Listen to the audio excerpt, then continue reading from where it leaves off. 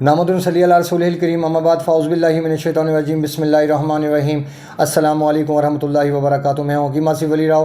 آج کا جو موضوع ہم ترتیب دے رہے ہیں وہ ہمارے معاشرے کے اندر چونکہ بے دریغ شربتوں کا استعمال کیا جاتا ہے، تو سوچا کہ جو مختلف شربت ہیں ان پہ الگ الگ ویڈیو ترتیب دی جائے تاکہ لوگوں کو سمجھنے میں آسانی ہو۔ چونکہ پہلے ہم نے ویڈیو بنائی تھی آلو بخارا اور املی کے شربت کے اوپر، اور آج کی جو ویڈیو ہم ترتیب دے رہے ہیں یہ ہماری شربت بادام کے اوپر ہے۔ اور نئے آنے والے دوستوں سے گزارش ہے کہ چینل کو سبسکرائب کریں، بیل آئیکن کو پریس کریں اور کمنٹ سیکشن میں اپنی رائے سے ضرور آگاہ کریں۔ شربت بادام کا استعمال کب کیا جا سکتا ہے اور کیسے ہم اس سے فائدہ اٹھا سکتے ہیں، اور اس کی ضرورت کیوں پڑتی ہے، اور اس کا اللہ پاک نے استعمال کیوں ترتیب فرمایا یا اس کو پیدا کیوں فرمایا۔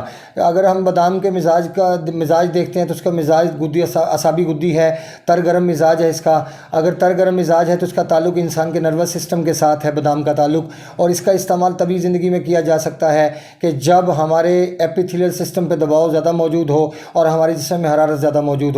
اگر ہمارے جسم میں حرارت بڑھ جاتی ہے تو پھر ہم آنکھیں بند کر کے شربت بادام کا استعمال کر سکتے ہیں، کیونکہ اس کا تعلق انسان کے نروس سسٹم کے ساتھ ہے، اور نروس سسٹم کو ایکٹیو کرنے سے جسم میں حرارت کم ہونا شروع ہو جاتی ہے۔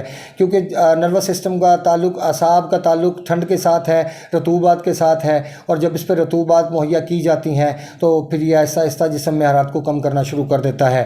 لیکن اگر کسی انسان میں تیزابیت موجود ہے یا ٹھنڈک موجود ہے تو یقیناً شربت بادام کا استعمال اس کے لیے زہر قاتل ثابت ہوگا، کیونکہ اس میں چینی بھی شامل ہوتی ہے اور بادام بھی۔ اب یہ رطوبات کی شکل سامنے آپ کے آ گئی، اب یہ رطوبات کو پیدا کرنے کے ساتھ ساتھ جسم کے اندر سٹاک بھی کریں گے، یعنی ٹھنڈک کو پیدا کرنے کے ساتھ جسم میں روکیں گے۔ اب یہاں پہ بھاری پن پیدا ہونا شروع ہو جائے گا۔ اگر کسی انسان میں رطوبات کی پہلے سے زیادتی ہے اور کسی انسان میں اگر خشکی کی پہلے سے زیادتی تیزابیت کی، تو یقیناً شربت بادام کا استعمال ان کے معدے کے اندر گرانی کا سبب بنے گا اور وزنی پن کا سبب بنے گا، اور ان کی طبیعت میں گھبراہٹ اور بے چینی اور خوراک کو ہضم ہونے سے روک دے گا۔ لیکن اگر جسم میں حرارت زیادہ ہے تو حرارت کے ساتھ تعلق ہے انسان کے ایپیتھیلیل سسٹم، انسان کے جگر کے نظام کا۔